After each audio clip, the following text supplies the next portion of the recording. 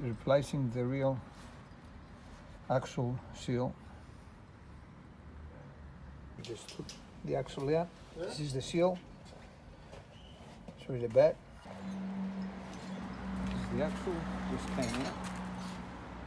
We've got to be careful when we put it in, not to break the seal, damage it. This is the old bearing.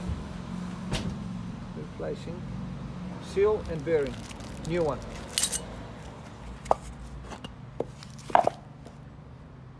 That's it. Almost ready to get everything back in place. 2 seals, 1 bearing. All back in place. Perfect. Put the brakes on, the pads, and that's it. We're almost finished.